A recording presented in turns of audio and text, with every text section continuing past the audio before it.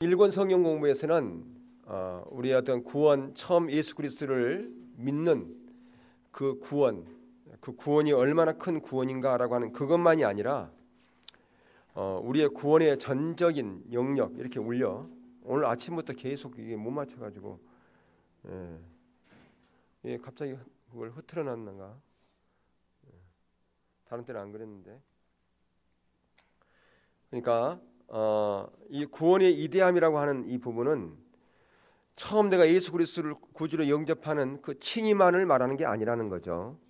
그러니까 날마다 우리의 구원을 이루고 하는 구원의 그 연속선상에서 그 이대한 구원이 얼마나 이대한가, 그것을 경험하는, 그것을 말해서 이대한 구원이다, 그렇게 얘기를 하는 거죠. 그러니까 단순히 내가 예수 믿어서 나는 이제 사단에 속한 것도 아니고 지옥 가는 것도 아니고 나는 천국 간다, 그것에 대한 그 놀라운 영광, 그것을 말하는 것 결코 아니라고 하는 사실입니다. 거기에 국한된 건 아니다. 우리가 많은 경우에 이대한 구원 그러면 그걸 말하는 것인데, 그것은 전혀 기독교를 이해 못하는 거고 신앙생활이 뭔지도 모르는 사람들이 그렇게 생각한다 그 말이에요. 자, 그래서 오늘은 이제 그 2권 하나님을 아는 것에서 자라남이라고 하는 이 부분은 구원의 성격과 밀접한 관련이 있습니다. 그러니까 내가 예수를 처음 믿고 예수 그리스도를 구주로 영접한 그것을 이제 칭의, 거듭남이라 한다면 그것이 점진적으로 자라나야 되는 것이죠. 그것을 아까도 제가 오전에 말씀드린 것처럼 성화다 그렇게 얘기를 하잖아요. 어린아이가 자라나야지, 어린아이가 그대로 정체되어 있으면 부모가 얼마나 근심되겠습니까? 마찬가지로 우리의 신앙도 점진적으로 자라나야 되는데, 그러면 어떻게 자라나는 것이냐? 그 부분은 신앙의 본질 가운데서 하나님과 친밀한 관계 가운데서만이 자라날 수 있다. 그렇지 않고 자라나는 것은 율법주의적으로 자라나는 거예요. 그래서 뭐 하면 복받고, 그래서 의무적으로 하는 것, 그러면 믿음이 성숙하다고 그렇게 얘기를 하는데 그 믿음이 성숙한 게 아니에요. 만약에 그게 믿음이 성숙한 거라면 바리새인들만큼 믿음이 성숙한 사람이 없어요. 왜냐하면 그들의 열심은 우리가 따라갈 수 없기 때문에. 그런데 오늘날 그런 것을 믿음의 성숙이라고 그렇게 생각하는 사람들이 있어요. 그래서 그런 사람들이 교회 직분 갖고 교회 중직자 되고 그렇습니다.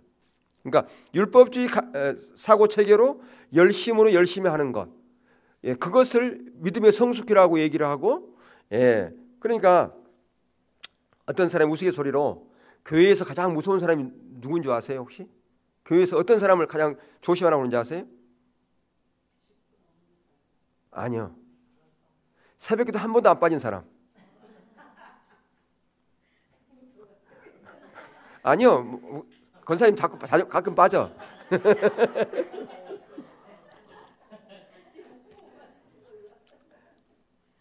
그 사람이 가장 무섭다는 거예요. 왜 무서울까요? 자기 의가 강하다는 거예요. 그런 사람이 자기 고집도 자기 아집도 강하고, 그 사람이 목소리가 제일 크다는 거예요. 그 사람을 제일 조심하라 그렇게 얘기해. 그러니까 목사님들 세계에 사는 얘기가 그런단 말이에요. 교회에서 가장 무서운 사람이 누구냐? 한 번도 새벽에도 안 빠진 사람 중에서 중직자. 그런 사람에게 목사님이 하루 어쩌다 늦잠 자갖고 교회 못 왔다 그러면 큰일 난 거야 이제. 아니 누가 권사님한테 하는 얘기가 아니라, 권사님 가끔 빠지니까 상관이 없어요. 근데 이제 그런 사람은 자기 의에 충만해 가지고 영적인 우월감을 갖기 때문에 자기보다 못한 사람, 그런 것을 자기 기준에다가 이렇게 대서 자기보다 영적으로 못하다 생각한다는 거예요. 그러니까 그런 가치관을 갖고 있는 것이 바로 영적으로 어리다는 거예요. 근데 그걸 모르는 거죠. 여러분, 바리새인들이 영적으로 어려요? 성숙해요? 영적으로 어리죠, 바리새인들은. 근데 바리새인들이 영적으로 어리다고 생각을 해요? 오늘날 바리새인들이 한국 교회 오면 영적으로 다 성숙하다고 다 그럴 거예요. 다 인정할 거란 말이에요. 그래서 그 어린아이가 우리 자라나면 자라나지 않은 부모가 근심이 되는 것처럼 우리가 영적으로 자라나야 되는데, 구원을 얻었으면 어떻게 자라나야 되느냐? 우리가 육체적으로 육체적인 자라남도 필요하잖아요. 근데 정신적으로 자라나야 되잖아요. 성이 되면 영적으로 자라나야 돼요. 그리고 관계 면에서도 자라난다. 그것을 통전적, 전인적으로 자라난다. 그렇게 얘기를 할 수 있는 것인데, 그래서 우리가 구원의 단계를 무조건 세 단계로 이해하면 안 된다는 말이에요. 칭의 단계, 성화 단계, 그 다음에 영화 단계. 그러니까 칭의는 뭐라고 그랬어요? 거듭남이라고 그랬지 않습니까? 예수 믿음으로 말하면 이렇게 되는 것. 다시 말해서 처음 구원 얻는 그것이 칭의, 거듭남인데, 성화는 뭐예요? 구원을 받는 하나님의 백성들이 예수님의 형상으로 변화되는 과정, 그걸 말하는 거란 말이에요. 이게 이제 열매 맺는 삶이란 말이에요. 예수님의 형상으로 변화되는 것, 그게 바로 열매 맺는 삶이요. 예수 그리스도의 열매를 맺는 자리로 가는 것이다. 그렇게 얘기를 할 수 있는데, 중고등부 학생들은 다 어디 가버렸어요? 아, 그렇지. 여기 끝나고 가는 거지. 내가 착각을 했다. 그 다음에 세 번째 영화. 예수님 다시 오실 때까지, 우리 다시 오실 때, 예수님 품에 갔을 때 우리가 완전히 영적인 몸으로 변화되는 것, 그것을 영화라 그렇게 얘기를 해요. 그러니까 성경의 시제가 세 가지 시제라고 된다고 그랬잖아요. 과거 완료, 구원을 받았다. 헬라어로 과거 완료란 말이에요. 과거 어느 점인지 모르지만 점적인 시간, 구원을 받았다. 또 구원을 이루라 그랬잖아요. 근데 사도 바울은 두렵고 떨림으로 구원을 이루라 그랬거든요. 그러니까 구원을 이루어 가는 거예요. 성화의 과정이란 말이에요. 그리고 구원을 이룰 것이다. 앞으로 미래, 영화죠. 완성되는 것, 최종적인 완성이라 그 말이에요. 근데 오늘날 문제는 칭의는 있고 영화는 있는데 성화가 없다 그 말이에요. 왜 성화가 없는가? 이것이 마치 천국 가는 티켓 따는 것으로 생각하고 보험증권 가입한 것으로 생각해서 이제 나는 안전하다. 나는 지옥 안 가. 천국 나는 백성이야. 천국 간다. 그래서 이 땅 가운데서 삶에 대해서 별로 신경을 안 쓴단 말이에요. 그리고 그런 부분들을 그냥 간단한 방법으로 해결하려고 하는 거예요. 그러니까 예전에 우리 목회자 셀의 한 교회에 이런 부분을 참 따라가고 신앙의 본질을 추구하고 막 이렇게 하는 거 친밀한 교제 강조하고, 그러니까 어떤 권사님이 목사님한테 그랬대. 목사님, 옛날로 그냥 가요. 옛날로 내가 500만 원 헌금 하나만 할게요.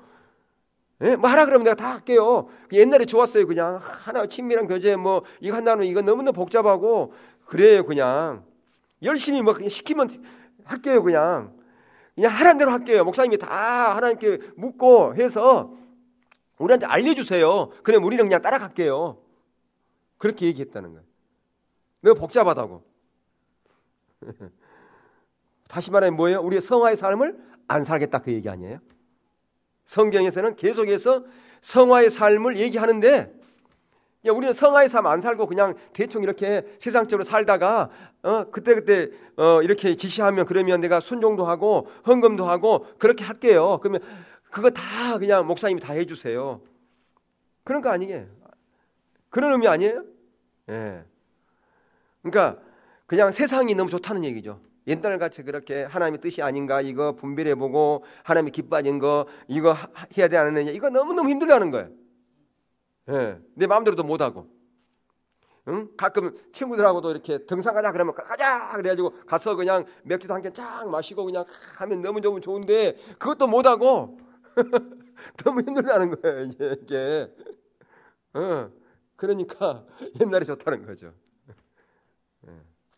그러니까 성화 없는 삶, 삶이 없는, 열매가 없는 삶, 그걸 지금 살자고 지금 얘기하는 거예요. 그렇게 살다가 예수님 앞에 갔을 때 네 뭐 하다 왔냐 그러면 결산할 때 뭐라고 얘기할까요?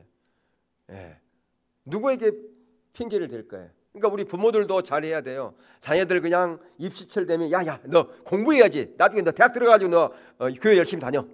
그렇게 살다가 죽었어. 너 왜 그렇게 살았는데? 우리 엄마가 그렇게 하라고 그랬었는데 그때 엄마가 뭔 소용이 있겠어요? 그러니까 이런 어떤 삶이 없이 절대 우리가 예수님의 제자로서의 삶을 못 산다 그 말이에요. 그래서 구원을 세 가지 단계로 나눠서 이해하는 구원관에서는 사람들이 칭의 단계에서 구원을 받고 그것이 구원의 완전한 것이라 생각을 해버린다 그 말이에요. 그걸 끝난 걸로 이제 됐다. 너 구원 받았다.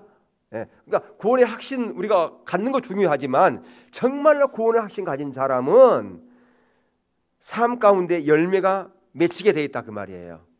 예. 그러니까 오전에 내가 말씀드렸지만 자녀들이 안 자라면 부모가 얼마나 마음 아파요. 예. 그러니까 예수님은 더 아플 거예요. 제가 봐도 여러분 보세요. 부부가 있으면 부부가 영적으로 같이 자라나야 돼요. 한쪽은 막 자라나고 한쪽은 어린아이가 되면 그렇게 되겠어요. 여러분은 어떻게 생각해? 같이 자라나야 되잖아요. 이게. 예. 그러니까 이제 우리 이게 노예도 이렇게 보면 이제 목회자하고 장로님하고 이제 체육대회하고 모임 있고 그래요. 같이 가는데 참 보기 좋은 것은 남편은 장로고 부인은 권사고 이렇게 하면 참 보기 좋더라고요. 근데 어떤 사람은 장로인데 한 사람은 그냥 집사인데 그냥 집사 죽은 것 같아. 내가 보기엔 집사도 아닌 것 같아. 예. 그 연바라스잖아요 이게요. 아니죠. 같이 자라나야지 이게. 부부도. 예. 근데 이제 그건 그렇고, 야 10년이 됐는데 20년이 됐는데 변한 것은 없어. 똑같아. 이 삶이 조금이라도 1년 넘으면 그래 좀만 열심히라도 내는 것을 보고 그래야 되는데 전혀 그런 게 없다. 그러면 제가 보기 속 터져. 제가 보기에 제가 바라볼 때 하나님께 맡겨야 되는데 이것도 잘못이에요. 예. 제가 그렇게 생각해서 안 맡기나 하나님께 맡겨야 되는데 하나님이 하실 건데 때가 되면 내가 속 터져야 돼요? 그잖아요. 하나님의 자녀인데 그것도 잘못인데 근데 그런 마음이 들 때가 있다니까요. 속 터지는 마음이 생각. 좀 같이 좀 변하면 좋은데 좀 왜 그럴까? 예. 그래서 그 분에게 구원의 확신은 있을지 모르겠지만 자라남이 없다면 예. 안 되잖아요. 그죠? 예. 그래서 우리가 예수님을 믿음으로 그렇게 되어 구원받는다. 이제 구원은 안전한 것이다. 예. 삶을 좀 못 살면 어때? 부끄러운 좀 구원 얻으면 어때? 상급 좀 못 받으면 어때? 지옥 갈 염려 없는데. 근데 성령은 그러한 성격의 구원에 대해서 전혀 말하고 있지 않다 그 말이에요. 예. 그래서 오늘날 우리 이제 이 칼빈주의 장로교에서 예정론을 잘못 해석해 가지고 한번 예정받은 자는 성도의 견인 이제 하나님께서 딱 붙잡고 있기 때문에 절대로 지옥 안 떨어진다. 그러니까 어떻게 살든 간에 구원을 얻었다. 이렇게 생각하는데 그게 이제 극단적인 예정론인데 예전에 극단적 예정론이 미국에서 이렇게 막 이렇게 대세일 때 선교사를 인도로 선교사를 막 거기서 막았어요. 무슨 선교를 가려고 그러냐 인도 그 또 선교로 가는 그 사람이 상당히 엘리트층에서 그러니까 우리나라에도 그 선교사로 오신 이런 분들이 다 이제 그런 수준에 있던 사람들이 그런 사람이 왔단 말이에요. 그러니까 인도로 가려고 그러니까 이 극단적인 예정론을 주장했던 사람들이 뭐라고 그랬느냐? 네가 가서 전도 안 해도 하나님께서 예정된 사람은 하나님께 다 구원해. 그러니 뭐 가? 이렇게 얘기했다는 거죠. 예, 이게 지금 아주 우리의 어떤 구원에 대한 부분에 있어서 잘못 받아들이고 있는 부분이다 그 말이에요.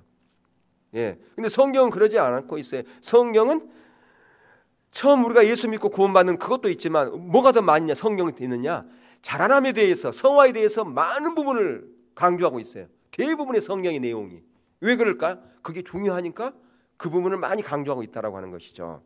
그래서 우리가 가져야 될 자세는 예지예정론이에요. 예지예정론. 이중예정론도 아니에요. 그러니까 이중예정론이나 극단적인 예정론 이것은 우리가 버려야 되는데 거기 보면 여러분들 책에는 이중예정론에 대해서 설명이 돼 있어요. 예. 그러니까 특별히 어떤 사람은 구원받도록 되어 있고 어떤 사람은 구원받지 못하도록 예정되어 있다. 이게 교리인데 그래서 내가 하나님의 선택받은 백성으로서 구원받았으니까 나는 이제 끝까지 하나님께 책임져 주실 거야라고 생각한다 그 말이에요. 근데 그 반은 맞고 반은 틀리다라고 하는 거예요. 그러니까 예지예정론은 뭐냐면 하나님께서 창세전에 인류를 구속의 계획을 세우실 때 앞으로 세상 사람들이 어떻게 반응할 것을 미리 아셨다 그 말이에요. 어떻게 반응할 것인지 다 아셨다 그 말이에요. 예.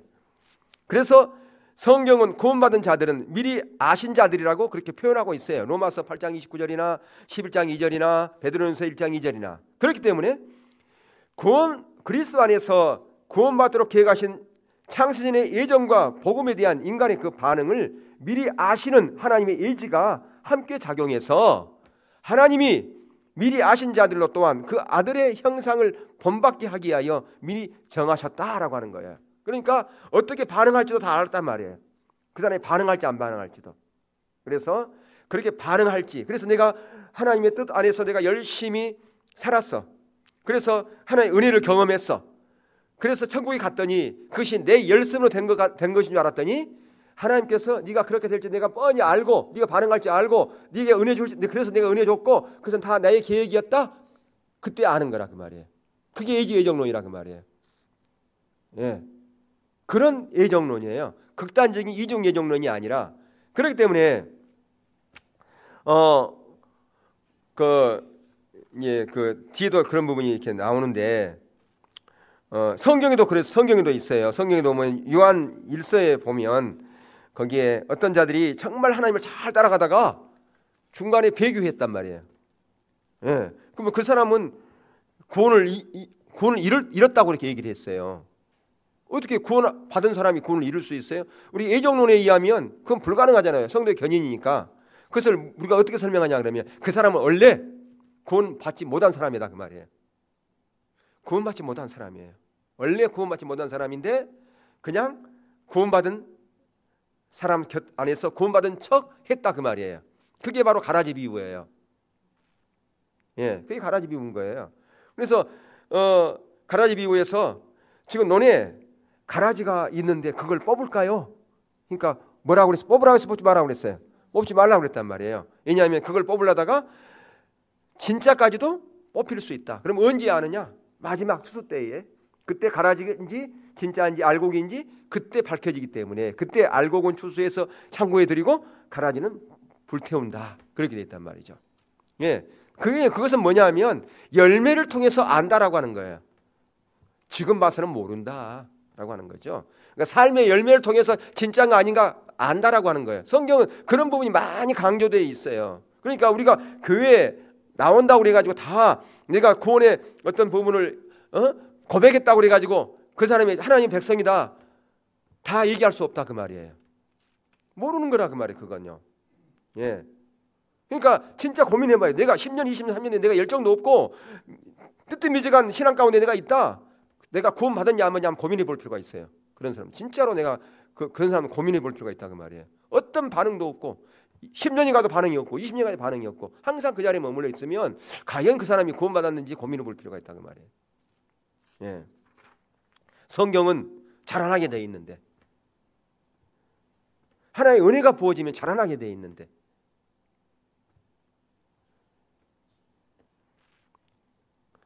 그래서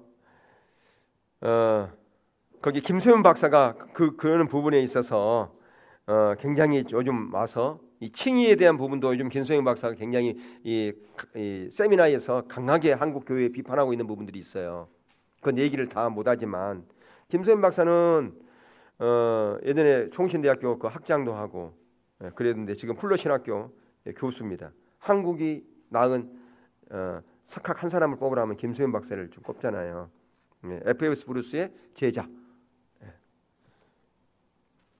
F.F. 브루스는 소천했지만 그분의 제자라고요. 그래서 한국 교회가 바로 이런 예정론을 주장하기 때문에 성화에 대한 삶, 우리가 믿으며 자라나는 삶에 대해서 별로 강조하지 않고 있다라고 그렇게 얘기를 하고 있어요. 예, 너무 충격받아가지고 지금. 그래서 거기 보면 거기 12페이지 하단부에 보면 그는 계속 말합니다. 그런데 어떤 사람은 이러한 구원파적인 칭의론을 예정론과 성도의 견론으로 뒷받침하기까지 하여 우리가 의인으로 이미 칭함받았다. 그런데 하나님이 태초부터 나를 구원으로 예정하셔서 의인이라 이미 칭하셨어. 그러니까 종말의 최후의 심판 때까지 나를 지켜주신다. 그러니까 내가 어떤 삶에 대한 부분에 전혀 자라남이 없어도 나는 구원의 대해서 전혀 문제가 없다. 그게 이제 구원파지 않습니까? 삶에 대해서 전혀 강조하지 않는 게. 그런 말은 우리가 구원파 이렇게 욕하면서 실제로 우리의 삶은, 우리 신앙생활은 구원파적인 그런 신앙생활을 하고 있다라고 하는 거죠. 예, 그걸 지금 김서영 교수 지적하고 있어요. 근데 이런 자리에서 무슨 윤리가 나오겠어요? 윤리와 도덕이 필요합니까? 아무렇게 살아도 되죠. 세상적으로 살고 그냥. 예. 그래서 오늘날 한국교회의 율법주의, 귀복주의, 인본주의가 판을 치고 세상적인 그냥 그런 가치관들이 교회 안에 밀묻이 들어온 이유가 바로 이러한 구원관 때문이다. 그렇게 말할 수도 있을 거라 그 말이죠. 예. 그래서 성화에 대한 이해가 왜곡되었다 그 말이에요. 아까 그 그림에서 있는 것처럼 칭의만 있고 성화의 단계는 없고 바로 어디로 가버렸어요? 영화로 가버리는. 예. 우리의 삶에 대한 부분, 열매에 대한 부분이 없는. 예.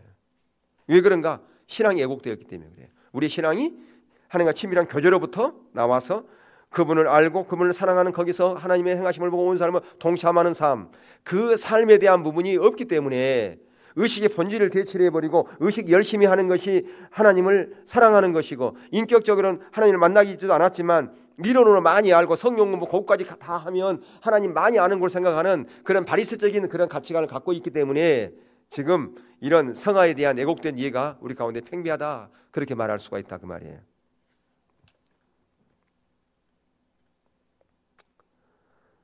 예. 그래서 또한 어떤 사람들은 이런 성화를 무엇과 연관시키느냐? 상급과 연관시킨다 그 말이에요. 여러분, 우리가 상급 받아야 됩니다. 당연히 하늘나라에 상급이 있다고 그랬어요. 근데 믿음으로 받지만 상급은 행함으로 받지요. 그런데 구원을 세 가지 단계로 이해하는 사람들은 칭의의 단계에서 믿음으로 구원받고 이제 성화의 단계에서 행함으로 상을 받을 일을 한다고 생각해요. 그러니까 당연히 상급은 우리의 의의 행실이에요. 의의 행실. 우리의 의의 행실로 하나님의 상급을 받게 돼 있어요. 그래서 나의 행함으로 상급을 받기 때문에, 그러니까 무슨 얘기냐면 우리의 의의 행실로 상급 받는 건 사실이에요. 그런데 문제는 이 성화의 이 과정에서 행함으로 생각을 받을 일을 내가 한다고 생각해요. 그리고 결과 어떤 사람은 칭의 단계에서 이미 구원받았기 때문에 성화의 단계에 적당하게 살아도 하늘나라의 상급이 좀 적을 뿐 구원에는 전혀 문제가 없다, 그렇게 생각한다 그 말이에요. 그건 잘못된 이해라 그 말이에요. 칭의 가운데 거듭난 사람은, 구원을 이룬 사람은 성화의 삶은 필연적이다, 따라온다 그 말이에요. 분리될 수 없다 그 말입니다. 예수님으로 형상으로 변화되는 것은 그건 분리될 수 없다. 그것은 너무나 먼 우리의 얘기가 아니라 그것은 자동적이다. 예수님이 살았던 그 삶을 저와 여러분에게 살라고 예수님께서 우리 가운데 공생애를 통해서 보여줬다 그 말입니다. 예. 그러면 하늘의 상급은 우리가 열심히 하지 않으면 받는 것이냐? 아니, 열심히 해야 돼요. 근데 어떻게 해서 열심히 하느냐? 이게 이해가 다르다 그 말이에요. 무턱대고 상급받기 위해서, 그러니까 이렇게 생각하는 거죠. 주일 성수에서 복받자, 상급받자. 11조회에서 상급받자, 봉사에서 상급받자, 복받자. 그러니까 뭐냐면 내가 열심히 내 행위를 통해서 뭔가를 하면 그 대가로 하나님께서 주어지는 것을 복이라고 생각한다 그 말이에요. 근데 복은 뭐라고 그랬어요? 하나님이 그분 자신이 복이다. 그분을 만나는 것을 사모하고 먼저 그대로와 그 의를 구하고 그분과 친밀한 교제 가운데서 그분의 비전이 뭐고 그분의 의도가 뭐고 그분께서 지금 이 시대 가운데 뭘 행하기를 원하시는지를 그걸 보고 거기에 기쁨으로 내가 온 삶을 동참하는 그 자리에서 하나님께서 우리 가운데 뭘 주신다? 복을 주신다 그 말이에요. 다르다 그 말이에요 이게요.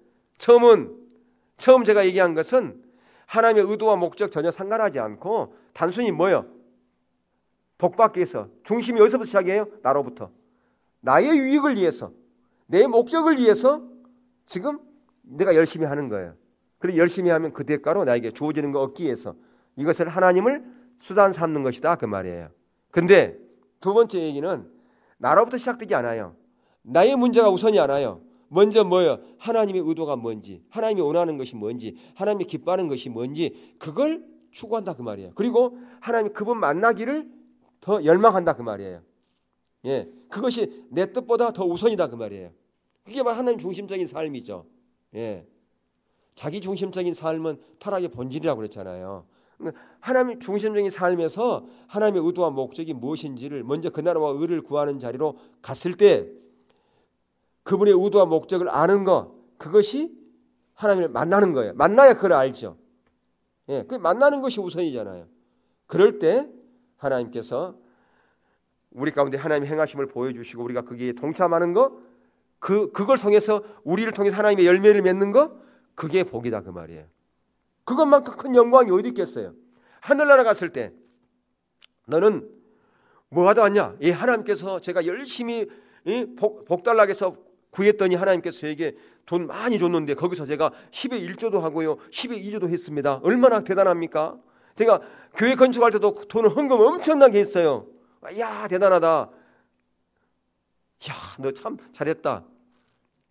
그럴 것 같아요? 누구 중심으로 했는지 자기 중심으로 했잖아요. 한 사람은 예 제가 이렇게 하나님의 목적, 하나님의 의도와 목적을 바라보고 하나님 행하심을 보고 내가 이렇게 했을 때 저를 통해서 하나님의 많이 할 수 있는 아름다운 놀라운 열매를 맺게 했습니다. 그래 잘했다.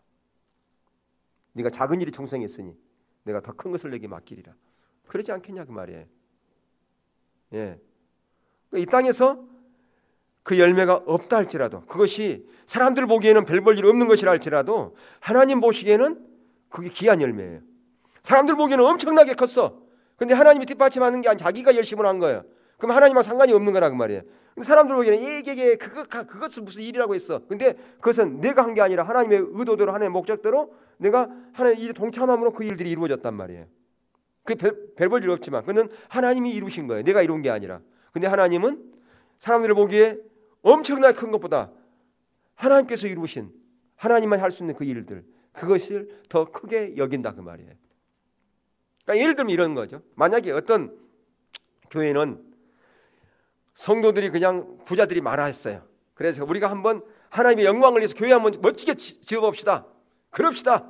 예, 우리가 언제 하나님의 일에서 이런 일 합니까? 하나님께 묻지도 않고 그래가지고 막 여러분들 작정 하세요. 응? 여러분 때로는 집도 담보로 해가지고 막 했어요. 해가지고 막 빚내가지고 크게 지었어요. 200억, 300억 지어가지고 사람들은 야 대단하다. 근데 어떤 데는 어떤 교회는 그냥 하나님의 의도대로 하나님 목적대로 하나님께 사란 대로 그래서 그게 내 특권이니까 그래서 하나님의 원하신 방법대로 했어. 작은 교회를 지었어. 하나님이 인도 따라서 지은 거란 말이에요. 어떤 교회 더 큰 거예요? 사람들 보기에는 몇백억 된 그 교회가 훨씬 더 커 보이잖아요. 이게 무슨 저기 작은 교회. 그렇지만 이게 하나님의 방법대로 짓으니까 이게 더 큰 영광이라 그 말이에요. 예.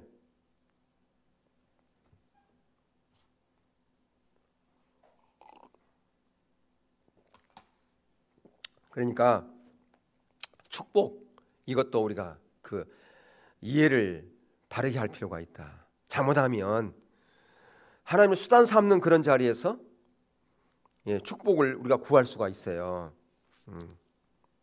그래서 어떤 사람들은 성화를 이 세상에서 축복과 연관시킨 사람이 있어요. 그래서 어떤 사람이 성화된 사람이냐? 복 많이 받는 사람. 야, 얼마나 기도를 많이 했으면, 얼마나 신앙생활을 잘했으면 자녀가 그 어렵다고 하는 서울대를 합격해요. 이렇게 연관시켜 버린다고 말해요. 예, 얼마나 신앙이 삐뚤어졌으면. 근데 이게 당연시 여겨. 당연한 걸로 생각을 해. 그러니까 그냥 고3 되면 교회 못 가게 하죠. 예, 어떻든 좋은 대학 보내려고. 그런 어떤 인간의 잣대를 가지고 모든 걸 평가해 버리니까. 예. 그러니까 또 성화를 전통적으로 내려오는 몇 가지 종교적인 행위들을 하게는 하지 않는 것, 이것을 이해한단 말이에요. 그걸 삶과 연관시켜서 이해하기 때문에. 예.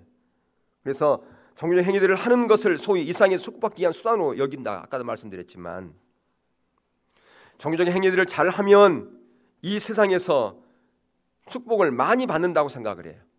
그거의 대가로.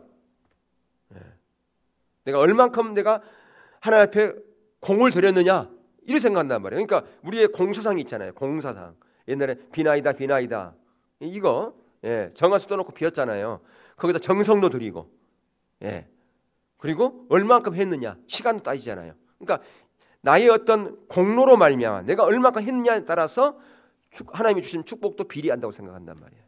그러니까 모든 것을 나의 행위가 얼만큼 했느냐에 따라서 하나님의 축복도 비례한다고 생각하는 거예요. 그러면 그것이 성화의 단계라고 생각한다. 그것을 성화의 단계라고 생각한다 그 말이에요. 그게 성화의 단계의 성경에서요? 아니죠. 그건 율법적 가치관에서 나온 거죠.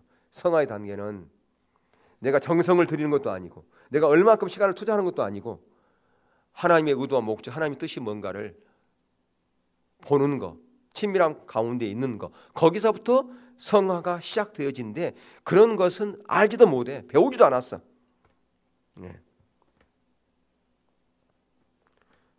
그래서 김소연 박사가 거기서 무서운 얘기를 하나 했어요. 스콜라 신학 방법론과 교조주의에 의해 닫혀버린 성경의 가르침과 설교에 의해서 수십 년 가르침 받은 사람들이 아무리 큐트를 해본들 성경 메시지를 이해할 수 없고 기껏해야 감정적으로 교황시키는 말씀을 찾거나 복주시는 말씀을 읽는 문자적인 수준에 머물러 있으면서 오직 성경은 사라진 지 오래라고 탄식한다라고 하는 거예요. 그러니까 닫혀버린 성경의 가르침과 설교, 그러니까 그러니까 아까도 얘기했지만 이 방법론의 문제란 말이에요. 그러니까 설교를 어떤 식으로 했느냐? 사람들에게 감정을 추스리는 그들이 원하는 것이 뭔가, 지금 그 사람이 원하는 메시지가 뭔가, 그것을 딱 알고서 그것에 접근하는데 그 사람에게 감정을 호소해서 그 감정 가운데 그 말씀이 들어가게 함으로 말미암아 그들이 그냥 은혜 받고 오늘 목사님 내 마음을 어떻게 그렇게 시원하게 하는지 몰라. 내 마음을 어떻게 그렇게 알았대. 그래가지고 그것 때문에 눈물 쏟고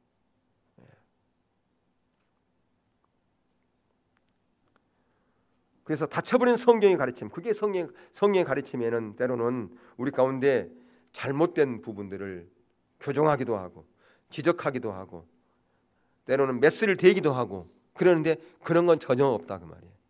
메스도 안 되고 잘못된 거 지적하지도 않고 그래서 그렇습니까? 그들의 마음을 부드럽게 하기 위해서 그들의 마음에게 감정에 호소하기 위해서 그렇게 한다 그 말이에요. 근데 그렇게 될 수밖에 없는 것이 그들의 마음 밭이 준비가 안 돼 있기 때문에 좋은 밭은 아무리 거기에 그 말씀이 강한 말씀이 들어가도 그걸 받아들이게 돼 있지만 그렇지 못하고 그것이 돌짝밭이나 길가밭 이런 밭에는 그런 말씀이 들어가면 튕기게 돼 있다 그 말이에요. 그러니까 거기에 적당하게 편승해서 타협해서 그렇게 그 사람들을 부추기는 그런 감정을 고양시키는 말씀, 복 주시는 말씀, 이런 수준에 머물렀다 그런 거예요. 그러니까 신앙이 아주 어린 신앙 되어버리죠. 그런 메시지만 계속 듣다가 이런 신앙의 본질 메시지 들을 수 있겠어요? 들을 기가 없죠. 무슨 말인지는 모르는 거예요. 첫 번째, 무슨 말인지를 몰라, 무슨 의미인지를 몰라. 그래서 뭐라고 하느냐? 설교가 어렵다 그렇게 얘기를 하는 거예요. 이 설교가 어렵다는 거예요. 우선 첫 번째는 이해가 안 된다는 얘기고요. 두 번째 어렵다는 것은 힘들다는 얘기예요. 자기 가슴 여기를 때리니까 힘들다.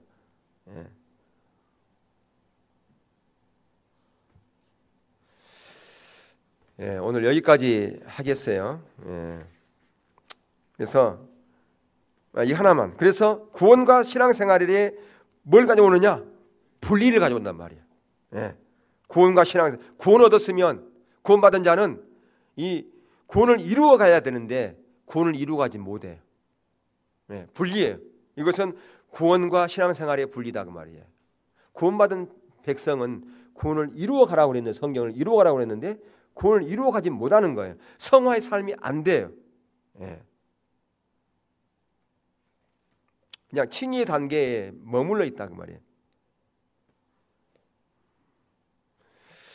예. 자, 여기까지 오늘은 우리가 저기 필리핀 가고 준비해야 되니까 여기까지 하겠습니다.